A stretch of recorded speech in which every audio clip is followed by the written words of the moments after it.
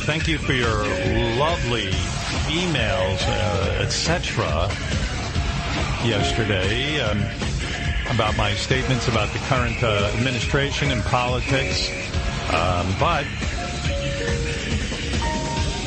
fortunately, I have people who filter them and keep the negatives out. So thank you for the positive ones. I don't want to read your negative horse shit because you're a moron. But my father wrote with a fountain pen, and he had this one fountain pen that I remember him looking at it, caressing it, staring at it, treating it so tenderly and lovingly. And I used to think to myself, not consciously, I guess, but like, holy shit, I wish I was a fountain pen. Because my father would love me. He would care about me. If I was a fountain pen, if I was one of his pen. They've canceled it. It was horribly boring, but I don't know. Me, anything transgender, I'll watch. Well, I did watch Caitlin. Hashtag silver spoon at sugar in the raw. Hashtag Sunday morning coffee. I should have married him. He'd make a great wife for me. Oh, my God, I would. Yeah. Could make me my pignolis. Do things like that. Pignolis. Yeah. You see all the bedding I bought. Oh, my God. So, I can't wait. Take a picture, Ralph. Yeah. Well, you can't put it on Twitter. What's the thread count? No, I'm concentrating my like Instagram is better. Jealous, dude. Yeah, man. I mean, yeah. You're fucking dating Megan, and you're a rock and roll guy. You got the hair, you got the fucking look, the tattoos. Guy probably wanted to sleep with you. Trust me. I'm telling you. Probably want to suck your dick is what's going on, and he's all angry about it. Trust me on that. Am I right or am I wrong? Number 3, breathing. I mean, or we could make a list of things that we all started to do that we got bored with, like photography, playing chess, riding a bike, owning horses, that kind of stuff. All right, but why would I make a list of that? Yeah. I met Meryl Streep, and I had this anecdote about when I was making my movie, how I watched her video, and it helped me. I walk up to her, and I go, I love you. And then I started telling her the story. Halfway through the story, I see the eyes glazing over. I know I'm trapped. The story isn't all that interesting. She's probably heard it 50 billion fucking times. For me, being famous, the best part of it has been that I almost do nothing for myself. I'd be honored if a man was so attracted to me. Not one gay guy has ever come on to me. You know why? They're not attracted to me. It's upsetting me.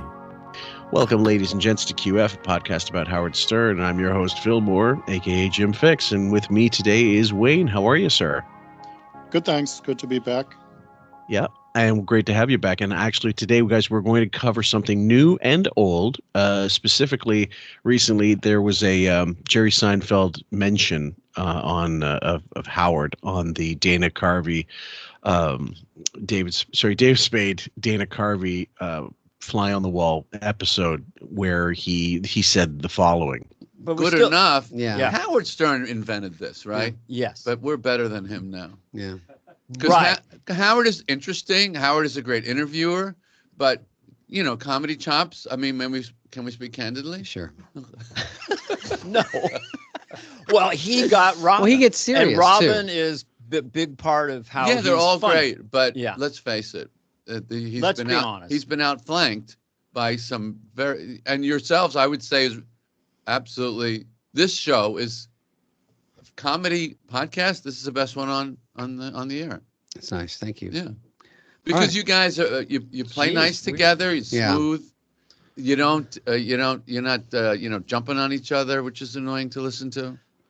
So, that's the most of what he said. There's not much more to it. And Howard got upset we don't know that he got upset, actually. He mentioned something on the show. I haven't got the audio. But he basically, Jerry, in the press, almost a day later, when it got put up everywhere, Jerry thinks Howard's unfunny and all that stuff. He's always thought that Howard was unfunny. Yeah, that with the comedians in cars with coffee. You could tell he's just sitting there staring at him, just tolerating it. Yeah. Jerry knows that that Howard's on like a lower tier. He always has been. Mm-hmm. And I'm glad he's actually saying it. It's funny that he was saying too about the podcast with people talking over each other and playing nice and it is a big thing in podcasts and.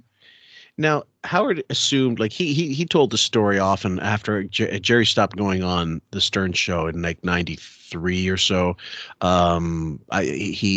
He basically didn't want to be talked about. He didn't really want to be talking about his girlfriend Shoshana at the time. She was 17, which was legal in New York at the time, but it was a bad look, and he clearly was sensitive about it because he didn't, he never went back. But Seinfeld in 1993 was going into its 4th or 5th season, and he didn't need to go on Howard anymore. How old was Beth at that time? Good question. 1993. Let's do the math. I don't know. She would have been early 20s, I guess. Okay. Yeah. Still. Yeah, I mean, there's different. not a massive difference, but either way, we thought we'd play that, and then we'd go into this clip from it's 1992 or so. There's an issue he's discussing with that Seinfeld had with Jay Leno at one point, and then later on he goes on about Fartman, and he tells him flat out, "Don't do it." Howard gets pissed. Has Spade been on the show since? I thought that he was kind of backing off going on the show. He had. Spade hasn't been on the show in years now. I think it's since he started the podcast of it that he's doing with Dana Carvey, which honestly I'm not a big fan of. They've gotten better over the years, but it started during the pandemic, and I just never liked it. The levels were off, the guest mics were not good, and I'm thinking, guys, you're too people in the business, and you've had lots of success. You should be sounding better than us, not the other way around.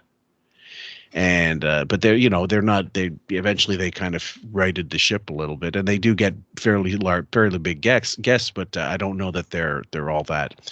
At any rate, this is from about '92. I'm not going to say exactly when, but sometime. Maybe even September. I don't know the exact date, but here we go. Form of controversy. Who could it be? Well, it's Jerry Seinfeld. What controversy is he in? No, the Jay Leno controversy. I thought they had made up. Well, he was on the Jay Leno show last night, but there was definitely a rift. There was, but now it's over. I don't know that it's over. I don't know what's going on. That's why I'm going to put on the phone Jerry Seinfeld, the star of the hit TV show Seinfeld. Who are you up against this? Hi, kids. Hey, man. What do you want, a speakerphone? No, I'm on regular phone. Oh, okay. That sounds better. Hardwire. Who's in your bed with you this morning? Flying solo. Really? We talked to this one girl that dated you, because Jerry goes on a lot of dates. We brought this up before, and I'm not going to dwell on it, but... Didn't you see that article a few weeks ago that Jerry says every woman wants him for his money? He can't find a real good woman? Yeah, Jerry can't find a real good woman. Well, of course not. That was in the National Star. First of all, Jerry... It was a great headline. Too much money, not enough love. I read that and I thought, just like I planned it. Well, hey, listen. I'll have to be honest with you. I did watch Seinfeld as when I was growing up, a little bit here and there, but I didn't get into it until probably 92, I'd say 91, but I still didn't think it was all that. I thought it was a good show, sometimes really funny, but I never became like a Seinfeld, sycophant. See, I still am. My ex-wife found out about it, and then when she mentioned it to me, it's like, oh, I know Jerry from the Wiggy Show, and she's like, well, then I started watching it with her, and I jumped right into it, and still a fan to this day. I own like every episode and on DVD, and then I have also the digital ones off of iTunes. So I really love the show. Well, what about his stand-up? Have you been to see him? Doing No, because I bought his stand-up cassette back when cassettes were the thing. Yeah. And I just wasn't. There was only like one joke I remember off that whole cassette was he was joking about Chinese people using chopsticks, and he said it was like the equivalent of a guy going out in the field and using pool cues to pick up hay. And that's the only joke I remember from that whole cassette. I still have the tape somewhere, but I just don't remember anything else being really funny off it. Well, it's something. I think it's in the same way that I don't like Leno because of his attitude. I get put off by Jerry's attitude. See, I've seen Leno stand up in the past, and I thought he was good back when the early stuff. There's a clip of what's her name? Bridget Everett. She's a comedian. Yep. She's a little chunky, let's say, and apparently she's a really nice person. She mentions Bobcat Goldthwait on the Comedians in Cars Getting Coffee, and she maybe I'll just see if I can play it or something. At least the audio. I'm gonna play it. It makes him look like shit. Seinfeld. Hold on, Bridget. I know she has a song like "What Do I Got to Do to Get That Dick in My Mouth" or something like that. That they play on the Bennington show. She's a great guest too. Well, this is one of those clips where I thought he came off really poorly, and when we read in retrospect, when we read a blind item that week or a week before, it makes perfect sense. The blind item said that the reason why Jerry was pissed off with Bobcat was because Jerry's wife at the time now, Jessica, was like a comedy bunny. So she'd be going to the comedy clubs and looking to fuck a comic, basically any comic, and that Bobcat fucked her before Jerry. Oh, wow. And that makes perfect sense, that he would be so upset about Bobcat. But also Bobcat has talked about, he's made comments about Jerry and that he just doesn't think much of his comedy. But then Bobcat's not really a comedian anymore. He's like a full-time director. He's does great movies. Like I loved all the last movies that he's done. Uh-huh. I'm good friends with that's his I don't like him. At all. Oh, no. At all. In fact, I have a particular feeling about him. I had kind of forgotten about him. Mm-hmm. And then there was a little article about him in the paper. Mm-hmm. And even in that, there was a veiled reference to his dislike of what I did.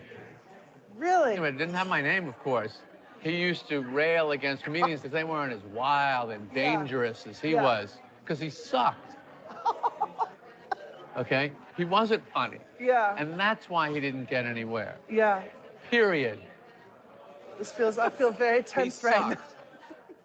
Because in comedy, nobody gives a if you're cool, if you're lame, if you're funny, you win. If you're not funny, you don't. And he's not funny. That's why I had to do that stupid voice. Because you have no act. I feel very stressed. Like he's coming off so poorly there, and it's almost irrational hatred. You know what I mean? Yeah. In Bobcat, I really like Bobcat. I have the album Meet Bob. I have it on cassette and CD. Uh-huh. And I think that's I've listened to his other stuff over YouTube, and he's still fine. Up until he dropped that silly he dropped all that. Yeah, fairly quickly. I mean, like it took him a few years, but then eventually he knew that well had run dry. And Wiggy's at war with Bobcat too. It was I think it was over the Kurt Cobain thing, because Wiggy said some shit about Kurt Cobain, and you're right. Bobcat was friends with Kurt. Yep. And I think he opened for Nirvana at some point, and I know they were close. And then Wiggy went off on him on the show, and Bobcat really went off on Wiggy, and that was, I wonder if we could find that out there somewhere. That would be a good one to do. Well, let me see. Okay. Yeah, we're not sure we can get the audio yet, guys, but if we can, we'll play it at another time. And it's, in funny, we're talking about Nirvana a little bit now. I just brought to mind this great interview he did, one of the last interviews Kurt did before he died, with Erica M from Much Music. It was about literature, actually, first. She started asking him about his favorite books and not music, and he really opened up. He really was a good interview, a good interviewee, I should say, Kurt Cobain. So, and Wiggy being this, it's funny, he born again, loving Pearl Jam and all this shit, he would have, he was goofing on Kurt Cobain, wasn't he? Oh yeah, and that's what got Bobcat pissed off, and I think that was the last time he was on the show. And it just was really bad. Much Music was great though. The music interviews on that was the blew MTV out of the water. I 100%. loved having that. When I lived in Boston, that we had Much Music. The New Music, Denise Donlin, and who went on to run some division of Sony for a while, and Daniel Richler, Mordecai Richler's son, they had the best interviews out there. They really didn't ask stupid questions whatsoever, and they challenged them.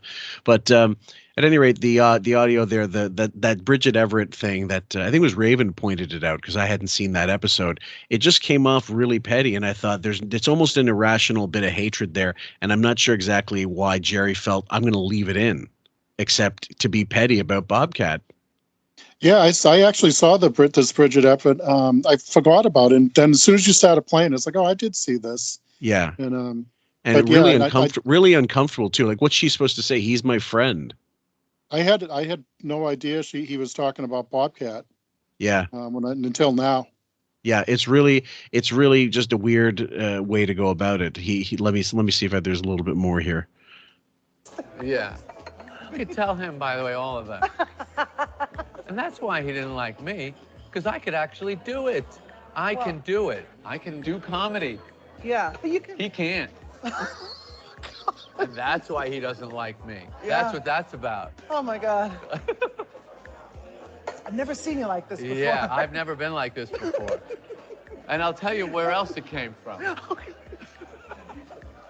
God. Everything's fine. I'm just kidding. Oh. Stupid. You're not scary or dangerous. Oh my God. You're just weak on stage. That's what you are. Weak. Oh my God. You're a weak act. I love him. Oh, You can love him. He's going to need the love because he's not going to get it from the public. Oh my God. Because you don't have any skills. Oh my God. You don't have any talent. Oh my God. So, like, I was, aren't you a little, like, I don't know if you saw that originally or if you forgot about it, or like I said, it's not a good look for Jerry. No, Bobcat was local, and he actually I drove by the place where he really started out. It was this Chinese restaurant.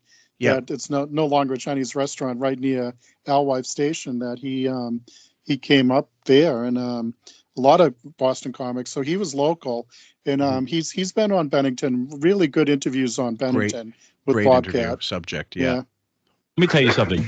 Jerry is the kind of guy who only dates supermodels and models occasionally. Right. Or he dates basically women that he could never get before he became famous. So how can you find a woman that's going to love you and marry you if you're dating women who are out of your league? But I say, hey, take them. Yeah, take them, bang them, and you don't have to marry him. You just bang them. And it's so funny when you consider Howard now, like, with Beth. And not that Beth is some great shakes, but she's certainly better than he could have ever done without money. Well, the thing that's funny anytime you ever see a picture of Jerry and Howard together, you can just see it in Jerry's eye that he's just looking at him like, what is this? What is this guy? Yeah. That's what Jerry does. If he wants to get married, marry one of them. I'll give you a list of some of the girls Jerry's had on dates, just so there's new people listening. Cleveland, Dallas, Jerry. Just to give him a little bit of your resume, Jerry. Yeah, let me We need to expand my reputation. Yeah, Tawny Katane, the girl in the Whitesnake videos, is a Jerry conquest. Now, what happened there? She's pregnant by someone else. That's right.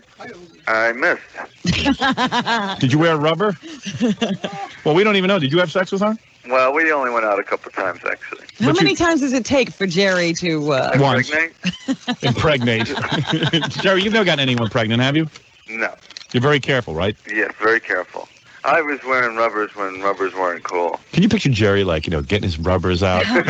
Like he's in bed and he's Jerry Seinfeld. Well, I'm Jerry Seinfeld. I have to wear a rubber. I'm going to have to put on a rubber now, my dear, because I cannot afford to have you get pregnant and have my name smeared around. I'm doing this for the both of us. So I'm going to unravel. I whistle while I'm doing it. I'm going to unravel this piece. So happy, Howard. Yes. I'm whistling. And then he says to the girl, but it does turn me on when you put the rubber on for me. Is it true that you used to date Jenny Jones? No. And isn't it true that at one time that you molested her and that you... Jesus, I'm thinking even then Howard was nothing but yes or no questions, wasn't he?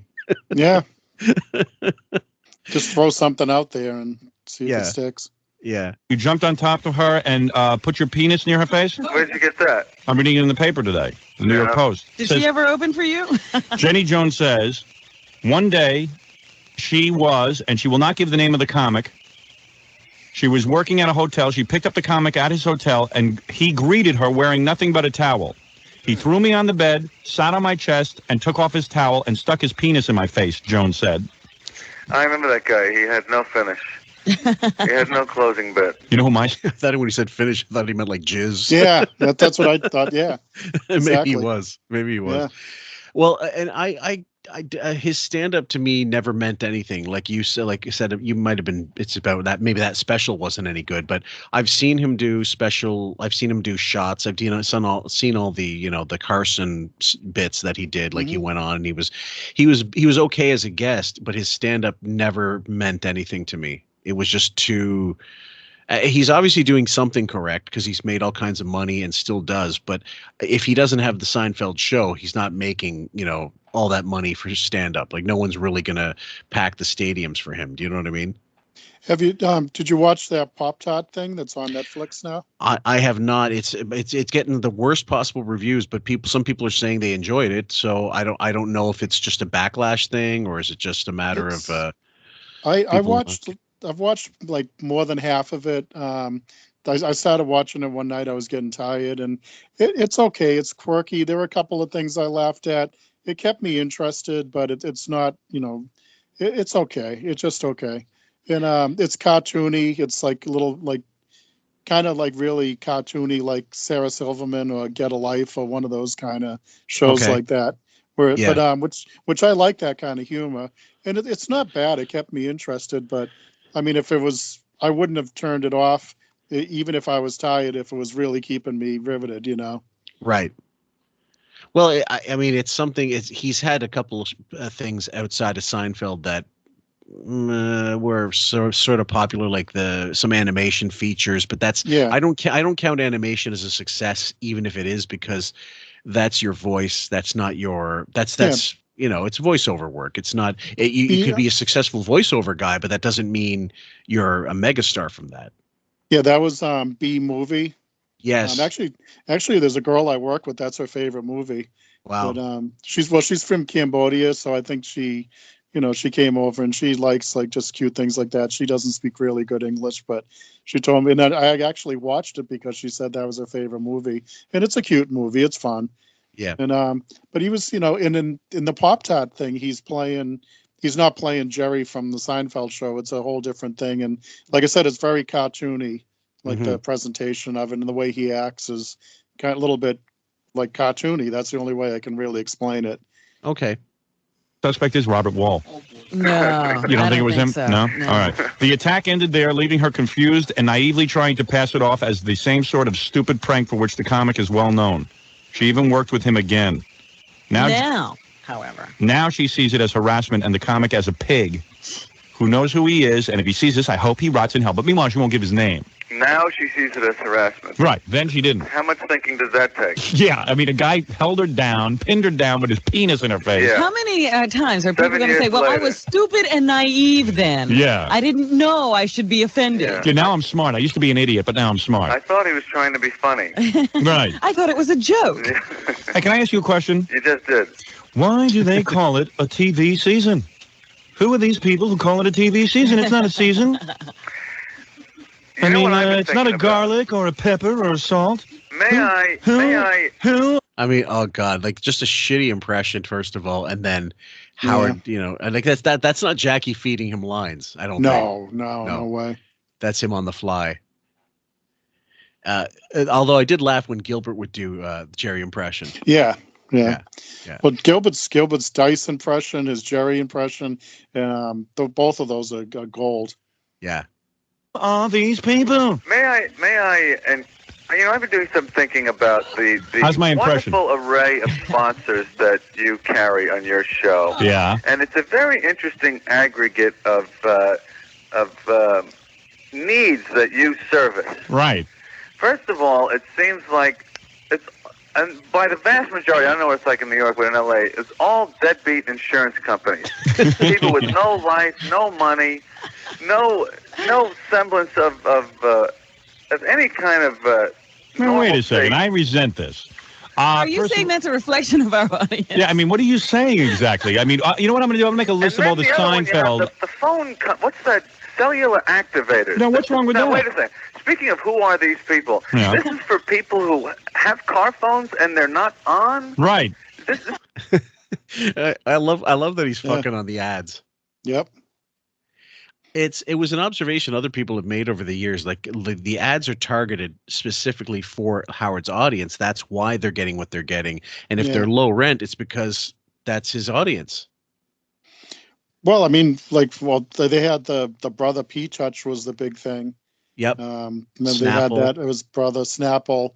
And then he was like, oh, Snapple's greatest thing to come from, greatest drink on earth. And then all of a sudden when Snapple didn't want to advertise with them anymore, oh, it's all just sugar water, don't drink it. And then, but then he went back to it again.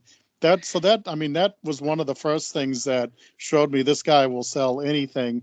Yeah. He'd sell like a bag of sugar for kids, or the box of glass from bag of glass. Yeah, the box of glass from that was great. SNL. Irving mainly. And Wiggy would sell it if there was a buck there. He'd sell. Then he'd sell anything to make a buck, even if he didn't believe in it. Yeah, it's disingenuous, and obviously we've covered a little bit about we've discussed it anyway, where he got in trouble basically having to explain that he was plugging in the middle of bits as if to say like that. The KC Golden Palace one, that was the most one of the most egregious. They mentioned Golden Palace how many times, and it was all about, oh, he lost won all this money, then he lost it. And then, the logic some people hadn't read it was, well, then why would they make it a story about him losing? It's because, well, they're not listening to the losing part. They're saying I can win hundreds of thousands on this stupid ad on this app or whatever online. And then they're thinking, well, I'll just keep it though. Like, unlike KC, I'll be smart. Yeah. So that one really was a bad, and he never admitted that was a bit. Well, but then he did it with Dunkin' Donuts, and then he did it with Starbucks. Remember, he started drinking coffee for a while. Oh, yeah. It was a big thing he was talking about coffee and how to drink. He had rules to how to drink coffee and bulletproof coffee, all that bullshit for a while there. That was just nonsense. Fuck. It's a big need. Why these people that buy? They're just these posers and phonies, and who are these people? Phones, who are the people? They can't afford to turn them on. So there's a company that just turns on the phone. It's like $11 to turn on the phone. Oh, come on. Don't be naive. And they spent $1,000 to get it on? You know what that is. That's if you have a car phone, and obviously it costs money to turn it on. If you want to turn it on in an inexpensive way, they can do it for you. They're being silly. Who gets the car phone and the guy says, and but can't it's afford off. to turn it on. Yeah, here's your car phone, but it's off. Who are these people? You'll have to find a company that can turn it on. We don't know who could do that. He's doing stand-up. Look at him. He's doing his whole act on our... Yeah, he's tearing your fucking shitty ad apart. And Robin's kind of confirming it with him. If you listen to what she's like, oh, yeah. Yeah. So she was kind of agreeing with Jerry. And I'm like, what are you doing? Yeah. You're supposed to be selling this crap. It's like running towards your own goal in a football match. May I ask you a question? And then so these people have no money. They have drunk driving convictions, judgments assessed them, but somehow they need a $900 label printer to put on a little plastic box so it says screws.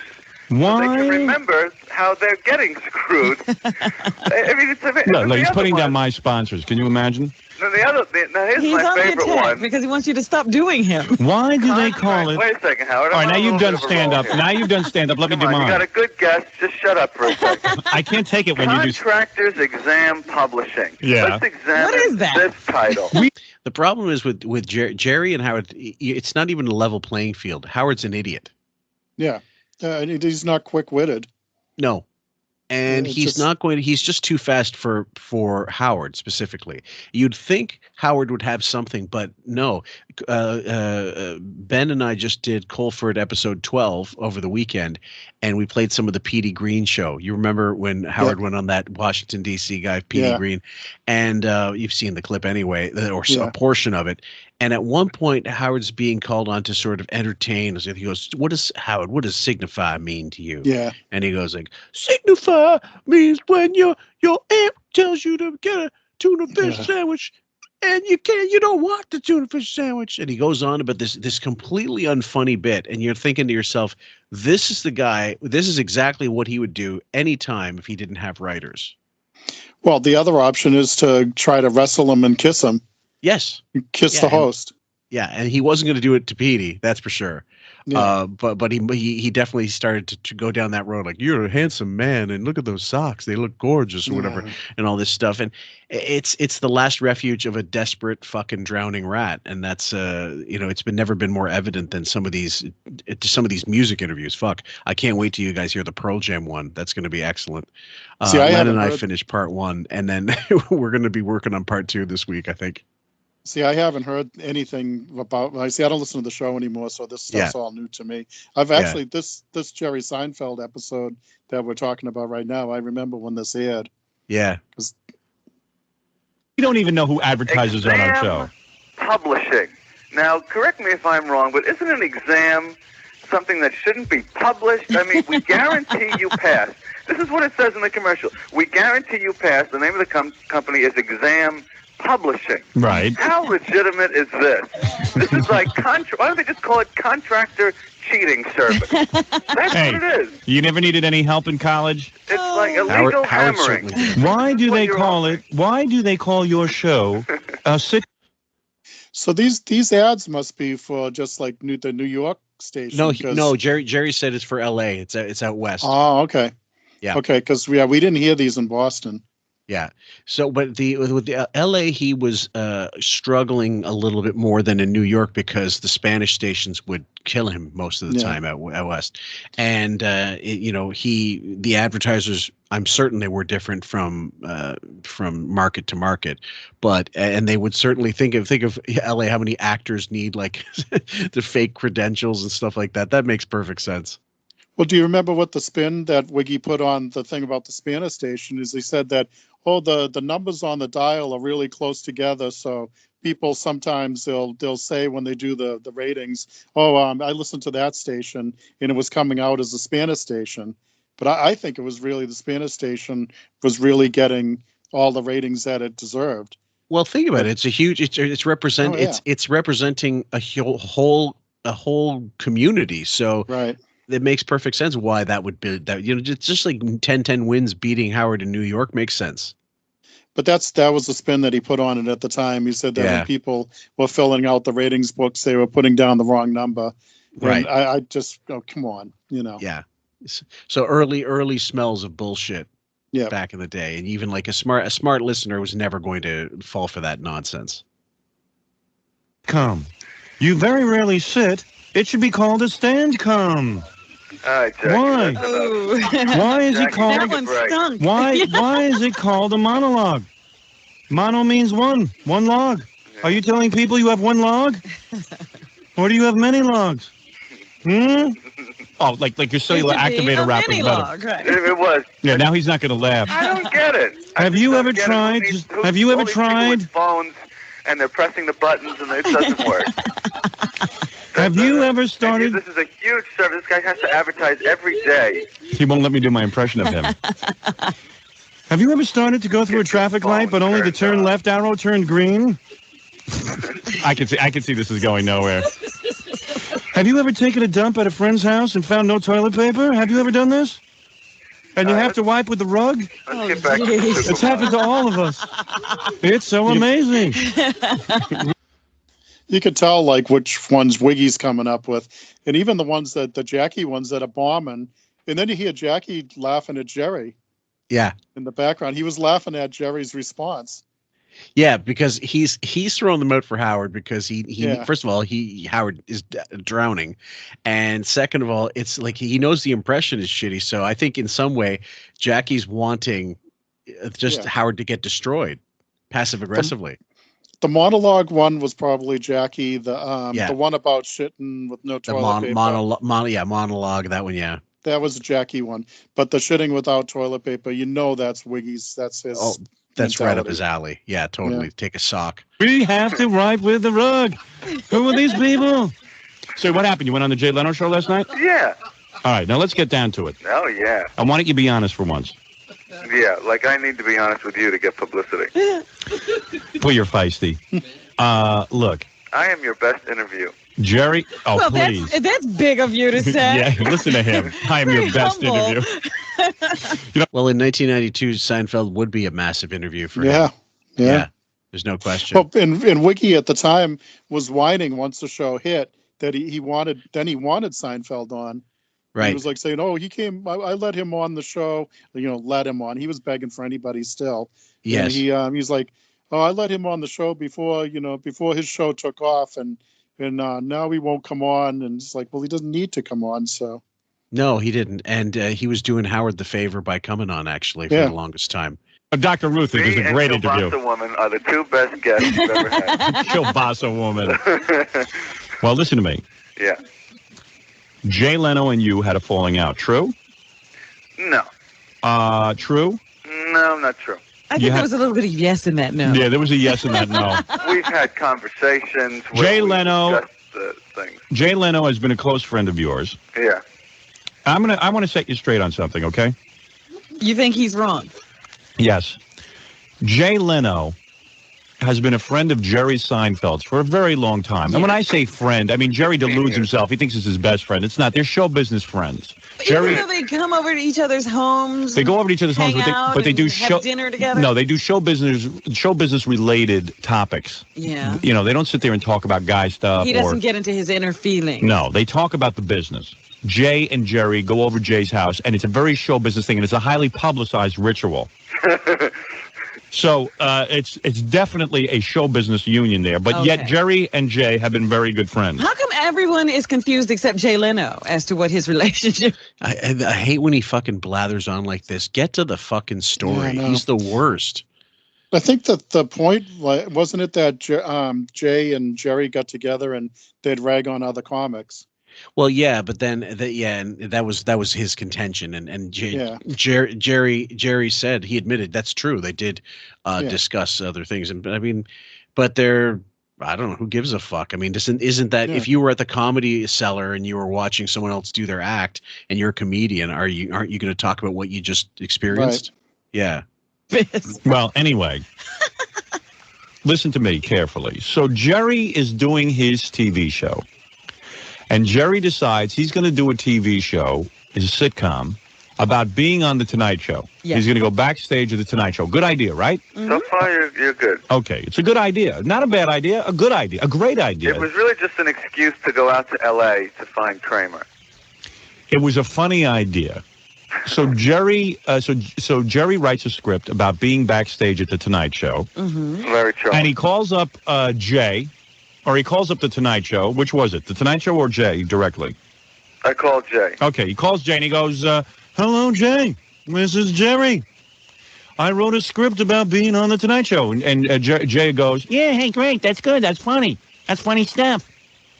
Jerry goes, what I want to do is, during my TV show, actually come on and be on with you and use your set and use your theme song and use everything. So Jay right away hears this. It's like watching the Muppets. Jay, yeah, he's got the Kermit down. He's got the hair, certainly, and he's definitely got his puppets, in place. Yeah. They were both on the same network, NBC. I think that's why Jerry would have reached out anyway, right? Like to be able to get to do this and being friends. But this was early in Jay's career on The Tonight Show. Like, well, I mean, not counting his fill-in spots that he did while Carson was on, guest hosting and whatnot. But his first year on the show, he really wasn't going to make a lot of waves. Yeah, I don't see what the issue is with this, and I don't really know what Wiggy's getting at. He also would have been. These are the years that he was number 2 behind Letterman until the Hugh Grant interview, and then after that they were number 1, and they were never number 2 again, forevermore. So so I could see why Jay might be a little bit gun shy with wanting to. Or maybe it's out of his hands and he didn't want to say it. Like he had to run it by people. Jay didn't have absolute power on The Tonight Show. Was the Hugh Grant interview about the Divine Brown thing that happened? Yeah. That was in L.A., so that's why he was lucky to get that interview. Yeah. Yeah. Tell me how right I am. Jay hears this, and of course he's hamana. He don't know what to say to Jerry. He says, yeah, that sounds good. That's good. We'll probably do something like that. That sounds pretty good. That sounds like a lot of fun. Let me just throw it by Helen and the other people at The Tonight Show. I'm sure it'll be fine. Am I correct? No. What did Jay say to you? Off. What did Jay say to you when you asked? He didn't know if he could do it. Right. And it turned out he wasn't able to do it. All right. And that was the end of it. So, Jay, of course, didn't want to do it because, quite frankly, Jay is in a whole different stratosphere right now. So Jerry's sitting there and going, look at this, some good friend. Now, you got to understand something. Just because you're good friends with somebody doesn't mean you can abuse the privilege. You let the guy off the hook and you don't hold it against him. You asked him to do something, he said no. Jerry was mad. I did the show. Jerry is mad at Jay and thinks that there's a lesser friendship there now because he was not allowed to use. He's hurting some way. Yeah, he's hurting some way. No. But it's not fair of you. Are you? When was the last time you were over at Jay's house? Yeah. When's the last time you went to Jay's house? About a week ago. Oh, you were there? Yeah, we had no problem. What happened then? There was a problem. No, we talked about it. It was fine. See, that Leno and Seinfeld, he's saying it without actually saying it. I don't believe he'll get into it. Is they have an open dialogue. So it's something that if there was an issue, he would discuss it with him, or it's not that big of an issue where he'd let it change how their relationship was. Well, see, this just shows like how out of touch with this whole comedian scene Wiggy is. It's like Jimmy Norton and Robert Kelly and all those comedians, they all have like a circle. Even Louis C.K., everybody's involved with that. Everybody that's from that, like my age group that came up at that time. Yeah. And Wiggy's not part of that whole comedian scene. Even Opie and Anthony, like Anthony would have comics over to his house. Yes. So he was friends with these people. Wiggy was always shooting higher with, because the comics wouldn't take him seriously anyways. No, they wouldn't. And trying to go for that friends crowd because that's what he wants to sit at the cool kids table. And that's why he doesn't understand the mentality of comedians. Well, earlier when you mentioned you were asking if David Spade had been on the show in a while, and I think the main reason isn't just the pandemic. He did have him in at one point during the pandemic. It was, online, right? I think, to the best of my knowledge, that's because we started right about when the pandemic was beginning. So the pandemic brought you QF, guys. Not exactly. It's just timing. But it was the last time he was in with Stern. You got the sense of, first of all, David was mocking some bit of the show. I can't remember what it was, but maybe he did the anything else, Robin, or something like that. He did it, ahead of schedule before Howard could say it. But also, he probably got sick of the same fucking questions over and over again from Howard. Wasn't there didn't Spade get some girl pregnant? And that was like a decade earlier. So I'm saying that was more than a decade earlier. And he wouldn't go on the show for a long time. But that wasn't the problem. Was and we covered it on Patreon. The People magazine, I think People or Time magazine. I think it was People magazine. Yep. He wrote an article about Howard praising him, and Howard shit all over it. Right. And then and that was the one where. When Howard, he did come back, and Howard said, "I owe you an apology," but never actually apologized, right? As usual. But it was years before he went on between that article coming out and then when him and Rock came in together. So he was definitely pissed off at that. And then the Jillian Grace stuff, he didn't want to discuss it. That's a time when he really didn't want the paternity shit discussed, and I don't blame him. No, why would you want to go on there for to give him fodder to go after you?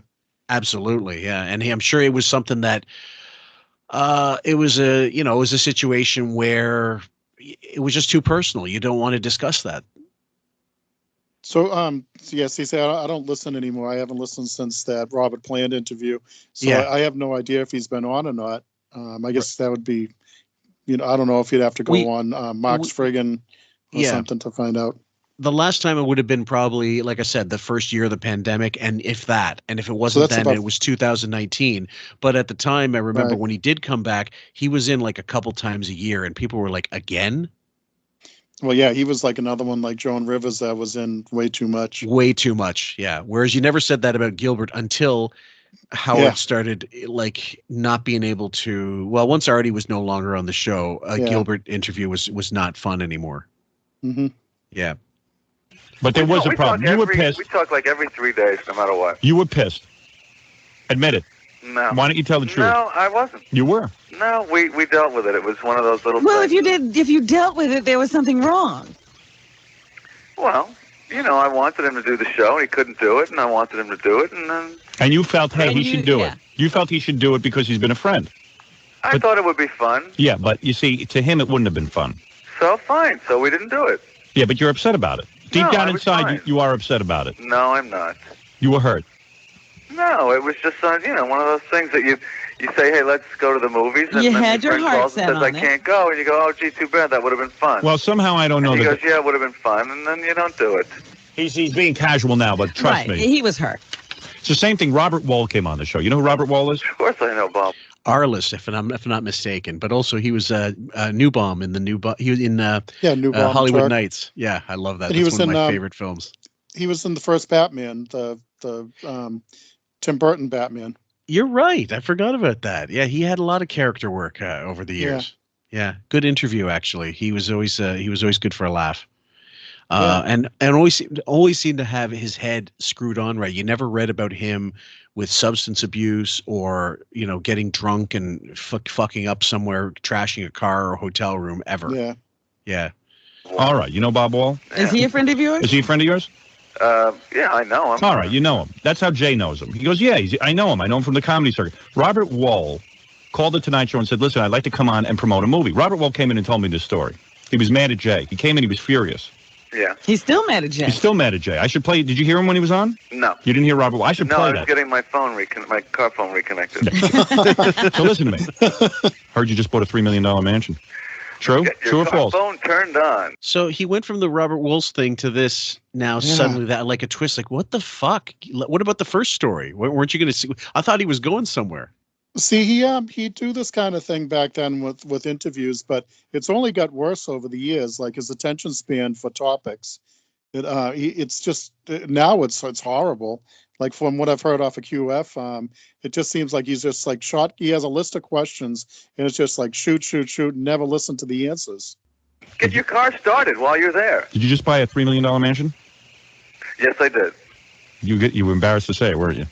Well, it is kind of embarrassing, don't you think? Yeah. This is the house he can't find a woman to put in. Yeah, right. That's the big house. Have you brought any women there yet? But how many? No, I'm not living there yet. I mean, it was easy enough to get women to spread their legs before. Now, Right, now you're going to bring him to this palatial home. Oh, look at this house. It's so big for just one comic. I'm going to get my phone turned off. I don't know what to do in this house. Cellular deactivators. Who are you dating Where are right you now? going to put the bed in that house? Right in the foyer? Yeah, so they trip over it? Who are you dating right now? Who is your new girlfriend? I don't have a girlfriend. Who is your latest conquest? Don't have one. Are you like a conquistador as you go through all of the women? I'm wearing a metal hat that curves up in the front. How many women you figure you banged in your life? In my life? Yes. What's the tally up to? Let me get out my my label maker here. Anyway, listen to it on the wall. Great callback. Yep. See, this type of Jerry interaction I enjoy more than his stand-up. Does that make any sense? Oh yeah, because it's just quick. It's improvised. It's right on the mark, like making fun of Wiggy. Yeah. Like I said earlier, when he was talking to Johnny Carson on the couch was way more entertaining to me than when he was doing his actual stand-up. Well, know who my ex-wife used to like it when Jerry was on. She liked it when Richard Lewis was on because they'd give it back to Howard. Totally. Those are the two that she always used to say she liked when they were on. Yeah, those guys were complete pros, though. I mean, like nothing was going to throw them off. So yeah, it makes perfect sense. So Robert Wall comes on this show, and he's upset because he called up the Tonight Show and said, I need to be booked on. I want to promote my new movie. So they said, we don't think so. So then you know what he does? He calls Jay at home. See, no, that's not right. See, that's wrong. That's wrong. And Robert doesn't understand that. He goes, hey, I want to call the guy. You don't call somebody at home. No, that's Well, he did say he discussed it with somebody. Somebody put him up to it. Yeah, Billy Crystal. Billy Crystal. Billy's Mr. sitting Wonderful. back laughing. Yeah, go ahead and call him. Let's play word association. Jay Leno. My pal. Helen Kushnick. His manager. Tony Katane. My friend. Cellular activators. Cellular activators. A useful service. Tawny's breasts. Tony's breath. Tony's breasts. Ratings. Ratings. Big ratings. son of a bitch. You have So Howard's like run out of steam completely. That's the funniest thing ever. He has no attention span, none, like nothing. I remember they did say on the show one time, Bowie said it on the wrap up show. He goes, you know what prep used to be for when a guest came in? We'd have 5 minutes between commercials and we'd all be in there and go, so what do we know about this person? So, and they're not smart enough to really, like back in the day, because they had so many people involved. They had, Jackie and Billy and whoever else, and then later Artie, they could get away with that. But with certain guests, you can't just wing it. You do have to know something about what they're doing. Well, I mean, any other radio show, and Wig just doesn't do this. But if somebody's going on Jim and Sam or a Bennington show, one of them will read the book for the person who's putting out a book, or they would have gone and seen the movie, especially Bennington. He'll sit there and read the whole book through. And so when the person comes on, he knows what they're talking about and he makes notes and everything else. Where these guys were just always on the fly, but now they have Wikipedia as a crutch. And they just have Will or somebody make a list of bullet points off of Wikipedia for them to spew out. And you could go on Wikipedia and follow along. But they're not using information that is necessarily going to interest the audience. Right. They're still picking stuff that they feel Howard's going to be interested in. Right. And he's an idiot, and no one can relate to him. So it's the wrong approach. You really have to be it's better. You're always better than if you're prepared. I remember it's no different than when I used to write my papers as an undergrad. I remember specifically if I did things in advance, I always got like a letter grade higher than if I did things at the last minute. Oh yeah. Without fail. And also if you knew who your audience was, you could write it so the teacher would like your point of view. Totally. That's the other way to play it. Yeah. The life I should be having. You're not kidding. I want you to repeat after me. In fact, I am so jealous. I am so jealous of Jerry Seinfeld's life. I wish I was him. I wish I was him. My life stinks. My life stinks. I have no problem with that. That was very cool, Howard. I'd like to come back as your penis in my next life. Jerry Seinfeld's new television. Well, it's not so new anymore. Well, actually, it is. Oh, well, no, it's not a new series, but tonight is the beginning of the new season. Tonight is the season premiere of the Jerry Seinfeld show. We all know how funny it is. Well, they put Home Improvements up against you. Yeah, they did. Smells like certain death. Anyway, it'll be. Why do they do that? Why do they do that to a guy like Jerry? we were in danger of dominating the night, so they had to, throw some heavy weight against us. Which I was flattered. I thought, wow, we must be doing some damage. In other words, your time slot hasn't changed. They're taking Tim Allen's show and changing it. Right. Well, I tell you, I saw that Tim Allen on the Emmys. Geez, what a jerk. Would you agree? He's a really nice guy, actually. But, we all have a tough set now and then. The thing about Home Improvement was, and I remember specifically, I wasn't a fan. I hated Tim Allen's whole fucking act. I thought it was just stupid and really just, and as sitcoms go, I've seen worse. But in that era, you could get away with being the number 4 show and still make like tremendous ratings. Yeah, right. Because there was no competition out there.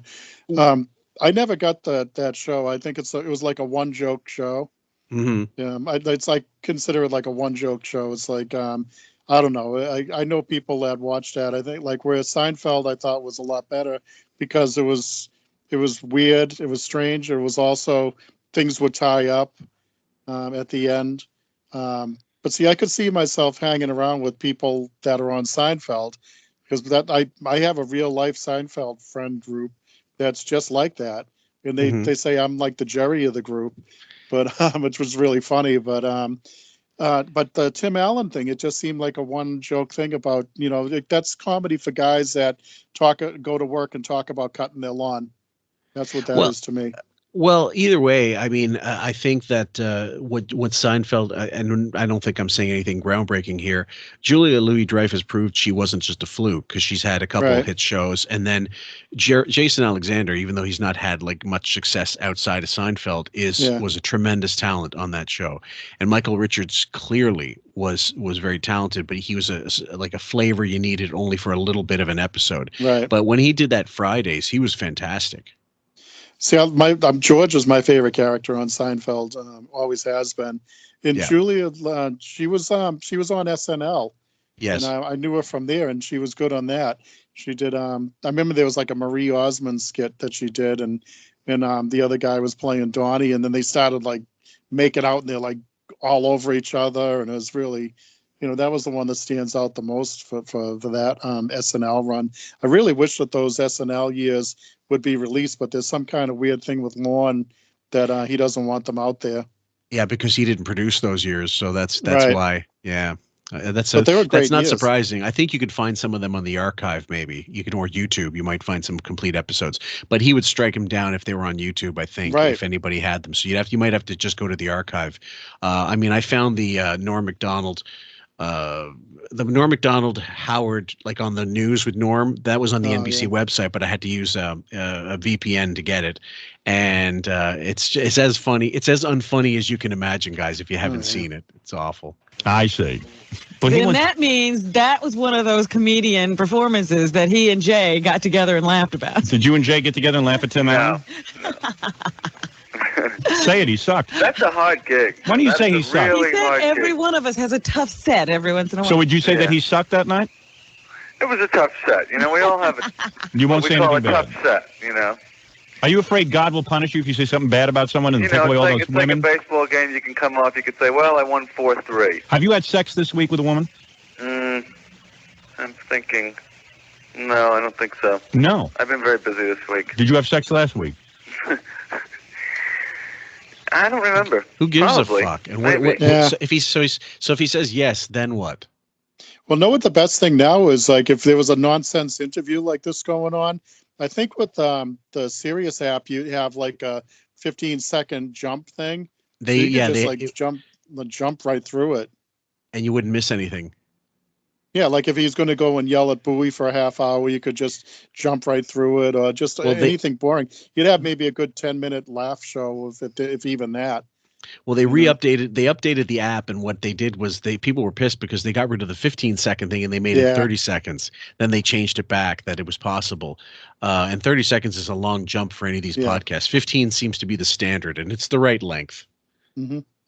You had sex last week. Imagine he doesn't remember. He remembers. He knows. In high school, you probably never got laid. Am I correct? Never. When did you lose your virginity? 20 years old. Seriously? No. Yeah. You were 20. I was doing better than you. Are you kidding? 20 years old, and now he's taking his anger out on all of the women. Yeah, I'm almost even, in fact.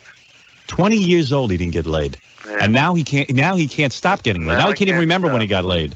Now I can't walk. Unbelievable what's gone on in your life. Jerry Seinfeld will never marry. No, or late in life, very late in life. Because he's all of you- decrepit and needs to be taken care of. All you dopey broads keep spreading your legs for him, thinking that he's going to marry you. He'll be like Groucho, Yeah. being dragged around. Anyway, if you want to see a funny show, you watch Seinfeld tonight. It's the season premiere. It's a 1-hour special episode. Really? Yeah, this is the episode where we go to NBC and pitch them the idea of the show. I see. In other words, it's Jerry pitching a new concept for a show to NBC. Yeah. Right. There he is, the very unmarriable. Yes. By the way, I thought you were very funny on the Emmy Awards. Thank you, Robin. He still won't marry you, Robin. Oh, well. I had to make that attempt. Remember, But I will let you activate my phone. Remember my rule of thumb. Jerry is married to Jerry. Jerry's in love with It's Jerry. a fine couple, and they'll never break up. That's right. Did you see me on the MTV Awards? Let's discuss that. Let's talk about the cataclysm of Stern's career. Thank you. Howard, really, the Fartman thing, can I talk with you? I don't even want to be funny about this. Don't do this. You're blowing the whole gig, man. Oh, with me? Oh, what gig am I blowing? Your whole radio gig. You're going beyond yourself. A good performer always knows his limits. Listen to this. Listen to this. You know what? Now you're talking like an idiot. No, come on. You have no idea what I'm nobody's gonna about. Go, honey, there's a 940 fart man we can make. This is not going to happen. You don't think? Yeah. Early in the 90s, there's a possibility that it could have been made, but it would have been one of those films that makes, it has to be something like a Beavis and Butthead type film, really stupid, really silly, and then it's going to make like 20 million and then be kicked out of the theaters. Well, they would have probably made it PG. And it would have been really dumb. Wasn't there like a movie with a superhero like Comet Man or something that was it was supposed to be a comedy that was really dumb? And I never saw it. Recall. I just just remember the guy with a purple costume, and that kind of went nowhere. And when I saw that, I was like, oh, I think like Fartman would have been like that. Well, I mean, Eddie had the Adventures of Pluto Nash. That was a massive bomb. Oh, maybe that's what it is. That's probably what I was Comet Man, Pluto Nash. That's probably same kind of thing. But the Fartman thing, again, if you look at the MTV Awards, like there's some with the things out there. There's the private parts version, and there's the real version. And in the real version, it is kind of raucous. Whatever they do look at it like I don't think the audience knows what the fuck they're looking at it, but it's not funny. Like it's not actually funny. It's a spectacle. That's all it is. Well, I remember people telling me the next day, like at work when that happened, that, oh, did you see MTV, like Howard came dressed as Fartman?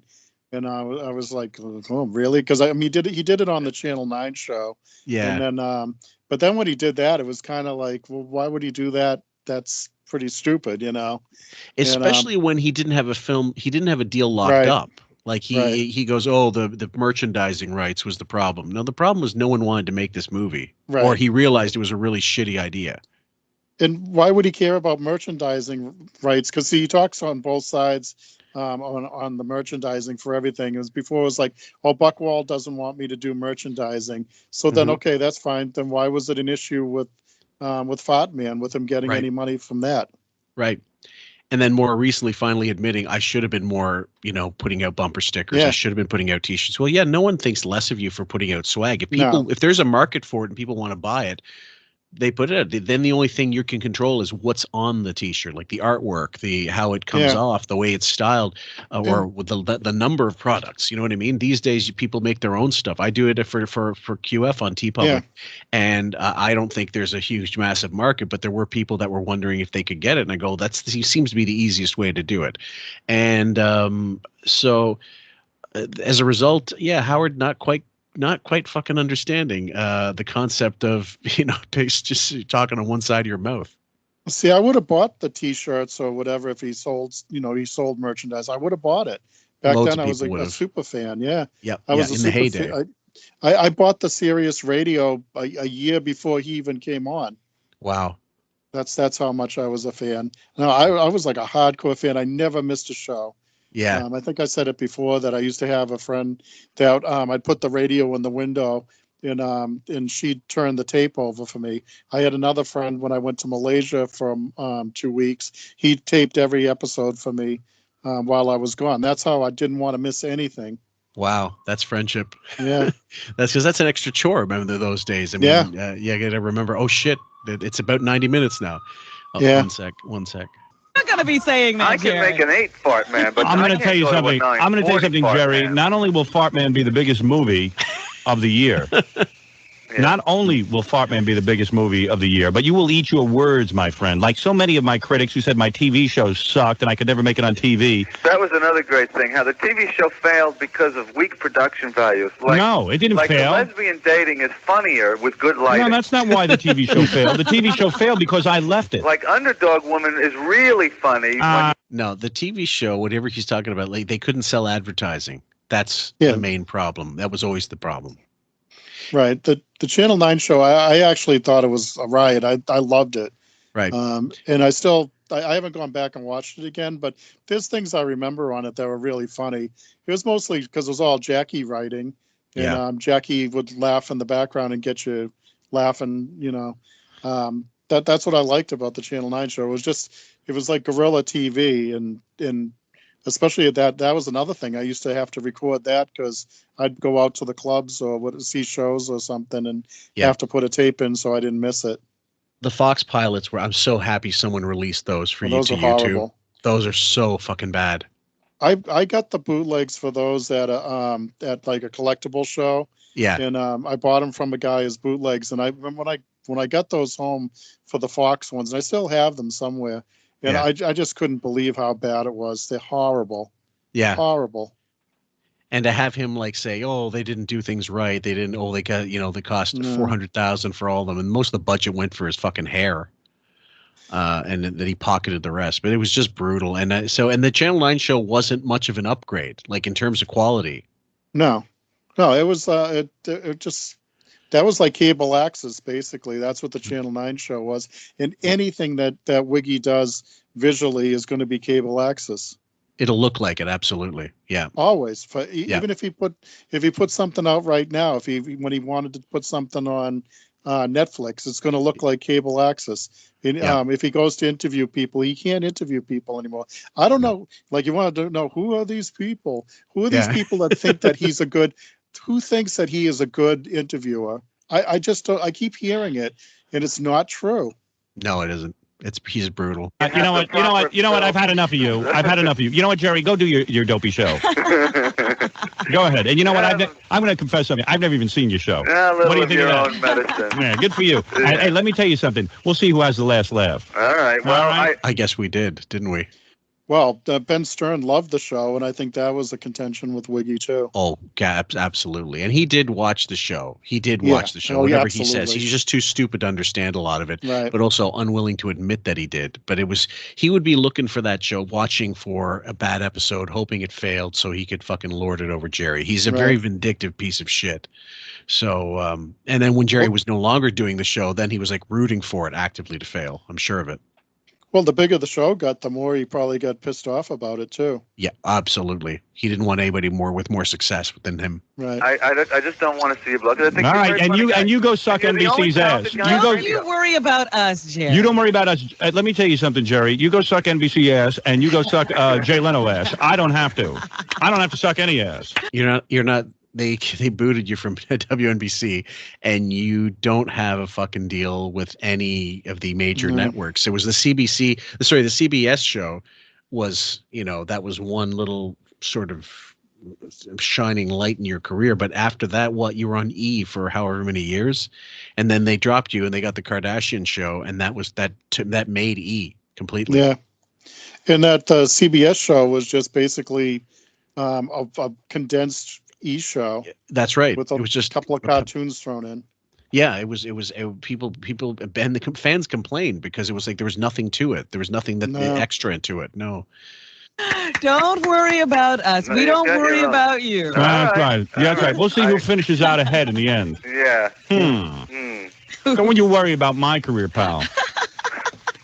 Have a nice phony time with Jay tonight at his house. Sitting there kissing his ass. He wouldn't even let you be on his show. Huh? Now let's talk. Yeah. Hello, Jay. Can I be on the show? Can I use your show? Can I use your set for my TV show? I hate it when things turn ugly like this. Jerry, gee, I don't know. Oh, Jesus, I got Jerry Seinfeld on the phone. Wants to use a set. How do I tell him no? Such a pain in the ass. He thinks he's my friend. Come on. Who are you kidding? I'm telling you. All I know is that I talked to a woman the other day. She told me her 24-year-old son was watching the MTV Awards. Yeah. He was laughing so hard at the entrance of Fartman, he was paralyzed. Oh, no. Jerry's much funnier than... Jerry still thinks he's funnier than I am. Let me tell you something, Jerry. When it goes down and they evaluate both our careers, I hate to tell you this, as much thought as you put into your stand-up and your TV show, who will get the bigger place in history? I guarantee you, I am a funnier guy than you. God, that's so funny now in retrospect. Okay, so Wiggy, Jerry, and Jay Leno walk down the street in L.A. or Manhattan. Take your pick. Who are people going to know? They're not going to know him. No, like I could go around the room at work, and anybody that's I'd say under 40 at this point, probably doesn't know who Wiggy is. Yes, the majority won't. They will know Seinfeld. They will know Seinfeld, and they probably might know Jay Leno from his auto show, the car show. Yeah, that he does. And I mean, he was on the Tonight Show for so long. I mean, he was still more relevant, on some level than and late night guys. Like everybody knows late night guys. They just do. It's the nature of being in that profile gig, but also he was he had that gig even before Johnny retired as a guest host, right? For years before. So it was like a few decades worth of Jay Leno on TV. That's a different medium altogether than Howard on the radio completely. And didn't he advertised Doritos for a while? And he absolutely did. Yep. Yeah. So there's I mean, that was like him saying that is ironic now because if you want to go by even like take money out of the whole thing. Sure. Who has a better life out of those people? Jay Leno's got a great life. He's still with his Mavis, still with her. Jerry seems like he's got a great life going now. And then Wiggy can't leave the house. Yep. You know, I just like sit here and it's just like, man, if I had his money, I would have flown out to Vegas to gone to like every Dead and Company show for this whole residency at the Sphere. I just think it's like, oh man, I wish I could go fly over to Europe to see this concert, you know, and it's just, he does nothing. With that money, we would take in, the only concern you'd have would be not enough time to do everything you want to do. Right. You know, you'd be missing gigs because you'd be going to see this one instead, and you have to like, oh God, I need to clone myself so I can go see all these things, and you know, not enough time to enjoy what I can do with this money. He's not even enjoying like a tenth of what he's worth. Well, and the other thing, you'd have to find friends to do the stuff with you, and when they can get off from work or whatever. Yeah. To to be able to do the stuff, but all he does is hides in his basement and. Scared of the world, you know, and he thinks he's so famous and he's not. He could go anywhere he wants now. Nobody's going to care. Nope, not at all. And that wig, I mean, they might mistake him for, I don't know, Birch or something, but, you know, he's, anyway, yeah, well, there's only a little left. No one can stand that I'm a funnier guy than them. Jerry knows that I am funnier than him. Well, you know, it's one of those things. When you Jerry's go on the funniest guest we ever had. When Jerry goes on the MTV Awards, nobody remembers Jerry was on. Do you remember Jerry on the MTV Awards? He was on there? Yeah. Oh my. You didn't see him, right? No. When I'm No, he's the guy with the #1 sitcom on Thursday nights, Howard. I think they know who he is. And the MTV Awards is a once-a-year thing that you went in just to present. Nothing else. It means nothing. It meant nothing then. And for the same amount of people that loved him at that point, which a lot of people did, there was like the other side that couldn't stand him. That's right. And I don't sorry. I don't know people. I don't really know anybody that hates Jay Leno or hates Seinfeld. They might not like the show, but they probably just don't think about him. Mm-hmm. But there was like a real hatred for Howard. So if you take into account all the people that hated him from day one to all the people that can't stand him now that were fans, like pretty much he's got really a minority of people that still like him. Yep. 139 newspapers around the world. Right, I was underwear skid mark man. I came on afterwards. You do what you want to do. You worry about your career. I'll worry about mine. Don't give me career advice. How did you? Let me just ask you. After you came off stage, you were hanging from the wires, your ass hanging out. Right. Were you standing backstage with like a serious look on your face, going, "How do you think it went?" I felt it was. As a matter of fact, I was. As a matter of fact, I was. Lifting up your pants, going. I felt it was a little strong. Stronger in the middle than in the end. Oh, and Jerry, what would you have done at the MTV Awards? Told a couple of jokes? A couple of jokes? Yeah, that's just a place to sit there and do your stand-up. Served you well. Yeah, okay, very good. All right, you know what? Have a miserable night. Oh, he's so sensitive. Yeah, you know what? You know what's funny about you?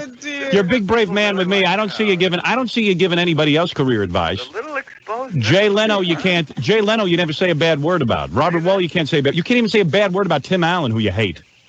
Did I say a bad word about you? I'm trying to help you. No, you're not helping me. You're not helping anybody. You're being cruel and vicious. If I have to go to you for career advice, I'm in pretty big trouble.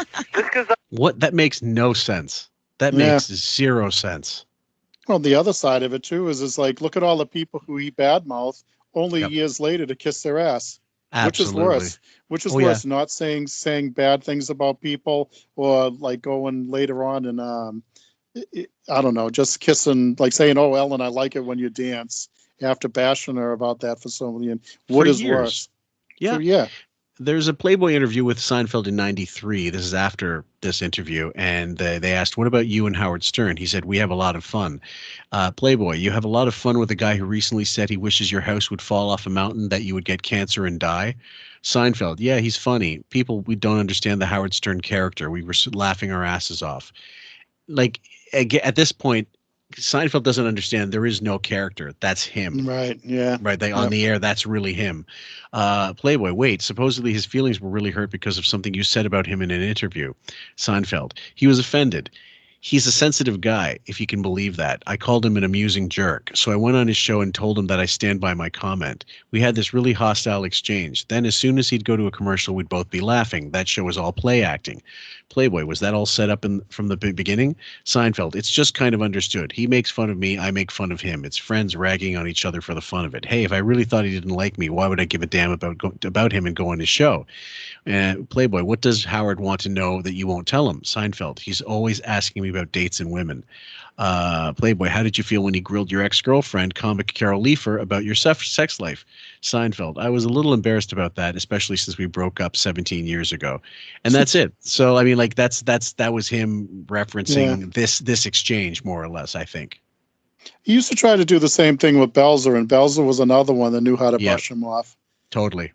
I say no one's You know he respects your opinion. Why would you do that? What would you suggest? How about if I do a movie? How about if I do a movie like the Jerry Seinfeld show, where like I go to Hollywood and I try to get a movie made? Try. How's that for a movie? Don't use the Tonight Show set. That's right. I don't ask favors of anybody. No, you beg for a development deal for fucking Fartman that never gets off the ground, and it takes how many 25 rewrites for Private Parts? Well, that's because he doesn't put an ounce of effort into any of the work. Any of his projects. No, fuck no. And like the Private Parts thing, you were of course a super fan during the Private Parts thing. Were you put off by how much promo he gave that?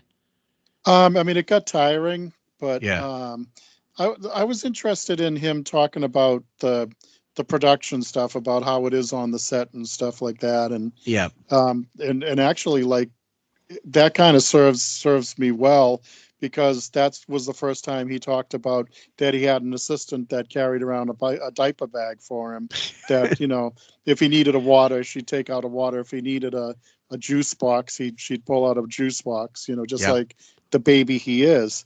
Yes. And that was him telling us that this is what he wants out of life. Yes. And that was his drug. And he used to rave over the diaper bag lady so much, and to this day, he still wants to go back to that, and it's never going to happen again.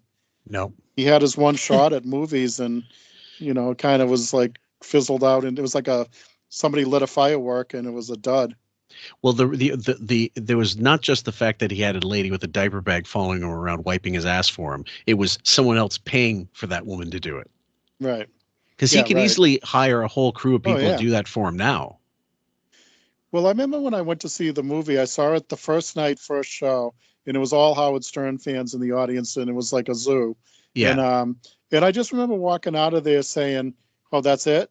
And I was like, I said, "Well, it was okay."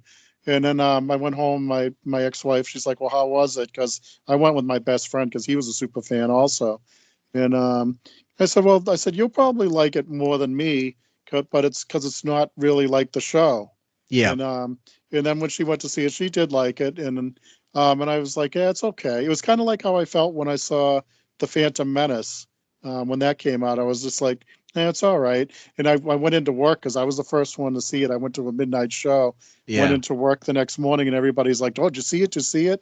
And they're like, "Well, you know," they knew I was a huge Star Wars fan, and I was like, they're like, "Well, how is it?" I was like, "Man, it's okay. It's all right." And I said, it's Star Wars. It's not as good as the other ones. And I held that same opinion always. Well, Private Parts was underwhelming for so many people, and I think it explains, you know, like the numbers don't lie, but they buried it in May, in the springtime, instead of a summer blockbuster. Like, if they had faith in that film, they would have put it up against the big boys in the summer. Well, the other thing too is there were things in the things in the movie that didn't happen, with the hanging underwear out the window, and you know, him being in the bathtub with the girl and all that. And I remember having to go and after the movie and tell my ex-wife, "Well, that stuff didn't happen. I don't know why it's in there," and because it never happened. Yeah. And going through and telling her things that didn't happen like that, you know. Yeah. And because we knew it from the show. Yeah, guys, we're gonna play just a little bit more, and then we'll wrap this one up. I don't like your attitude. You're getting too big of you. You're getting too big with yourself. Now he's offering me advice. Can you imagine? Yes, don't do that. You're blowing your whole gig. You're getting beyond yourself. I'm the guy who did a tribute to breasts and got a 31 share. And Jerry's going to tell me now I should pull back and try to sort of, put my career, ease up and try to get a more legitimate career going. You should do a show just on cup size. Maybe I have. All right, Jerry, you know what? I've had enough of this.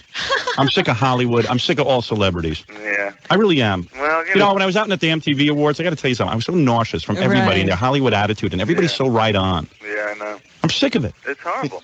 No, you love it. No. You're a part of it. Yeah, it's you. It's you. It's me. No, I don't.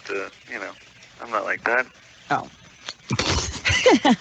I just wish I was banging the women you were banging. You don't have to attack. You're already living a great life. Yeah, why do you have to attack me? I'm trying to help you. I'm trying to get people to watch your TV show. To help. I'm career activators. That's the service I run.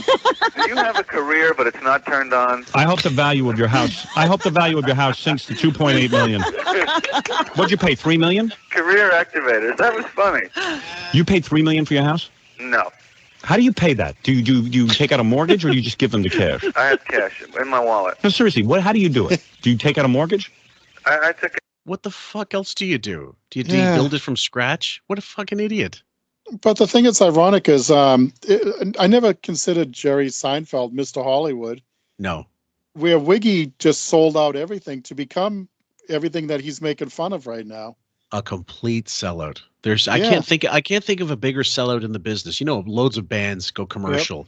Yep. They release that fucking attempt at a crossover album or complete fucking like shift flip, and it doesn't work. I mean, like Metallica with the Black Album, that was considered a sellout because they got Bob Rock to produce that, and they made a rock record. They decided to go rock. That wasn't a metal record at all, and it sold 12 million, 15, 16 million, something like that, and it was proved to be commercially the right move. Like, I'm not going to criticize that, but there's no one that's going to say that wasn't definition of selling out. But it's not even so much that as there's other musicians too that will hook up with some Hollywood person and become like a Hollywood person. Yeah. I mean, to like, I guess to a point like Eddie Van Halen. Yep. But they were already from out there anyways, but still, but Wiggy, here he is complaining about all this stuff. And the reason he's complaining about it is because he wants it so bad. He wants to be with Jerry. He has, the option of hanging around with Friends stars, which I don't care what anybody says. Friends is a pale version of Seinfeld with good-looking people, and it's horrible. It's not funny, but for some reason, that's Wiggy's kind of mentality for humor. Yeah, because it's easy humor. Yeah, and it's good-looking people, which he wants to be. He wants to be one of the Friends. Yeah, and that's why it's this whole interview is ironic because looking from this point of view of what he's saying here and the position that everybody's in at this point. Yeah, 100%. Got like a 2-year mortgage. Oh, come on, what do you take out? Do you take out a mortgage? Yeah, sure. What kind of mortgage do you get? Like a $2 million mortgage? Yeah. You put down $1 million and you took a $2 million mortgage? Yeah.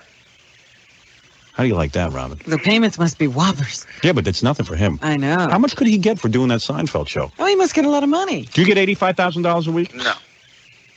Do you get $35,000 a week? No. Do you make more than $35 a week? Yeah. You're in the 50 range. Do you get $50,000 a week? I don't want to discuss my salary. That's yes, you do. Personal. Yeah, you're full of yourself. Go ahead. You've discussed it so far. Why do you stop now? Yeah, you just told us everything. I do fine. You better hope. That's always going to be his fucking MO, like trying to go after the finances, who you banging. But this is his comfort zone. At least he's doing what he knows to do. Yeah. It's just not going to come like this is when you're pissed off at him and now you're trying to get him to tell things about himself. He's too smart for you. But at that point, in that point of time, was $3 million a house, $3 million in Hollywood? Was that really that much? I don't think so. I can't imagine. I don't either. No. And what was it, 1992? 92, this one, yeah. Yeah, that's not that big a deal. I mean, I don't know what kind of house he got for it. Could be just like some kind of condo that's in a nice building. Yeah, very much. It depends. Very much so. It depends what the location was. I mean, right. And Jerry being a bachelor, I can't imagine him getting a mansion at that time. But he might have got a really nice, like you said, a condo or a bungalow, like a small house in Hollywood's like for that money, you're not getting a little shack. Right. But at the same time, it might not be. Who knows? Maybe it's the acreage. But either way. It's again, Wiggy just desperately jealous that something like that happens. And it's not that Howard's making shit money. At this time, he's probably making upwards of $15 million a year himself. Right. So it's just him being incredibly jealous of Jerry's career, and Jerry hit the nail on the head. See, this is the opposite. Now, at this point, he used to try to play it down that he wasn't making a ton of money. Yeah. Where later on it became an issue where, like how much money he does make and that he owns all these houses, even though he never talked about it. It's out there, Oh, yeah, totally. Anyway, guys, we're going to leave you with that. We hope you've enjoyed this one. No title as yet. I want to thank Wayne for sitting in on this one, a bit of memory lane. We're going to do the Timmy the Cat audio next time. And in the wake of, the North Shore Animal League bullshit with the Beth and her cat, these fucking one-eyed cats that she has roaming around and constantly dying and being named after foods and stuff. I think it's very ironic. After so many years of the famous mockery of Timmy. Oh yeah, and him being on the cover of Rolling Stone holding a cat, holding kittens. Yeah. Fuck. And I also have a story of an interaction I have with Beth over an issue about cats, and just to point out how phony she is. So. Oh, I can't wait to hear it. So thank you so much, brother, and we'll see everybody on the next one. Yep. And see you guys on the other QF website for when we do the Sunday live chat. The interaction live chat. Yeah. Yeah, it's going on right now. So have a good one, guys. Okay. Maybe I'll stop over now. Okay, cheers. Who's the girl? The girls? Is there a girl back there? Yeah, it's a couple girls back here, it is. They're chewing through the robe. That's my harem, it is. Your harem, it is. Yeah, I think he's got him locked in a schoolhouse. Yeah. Is that a little hole in the ground? Yeah. A good day yesterday it was.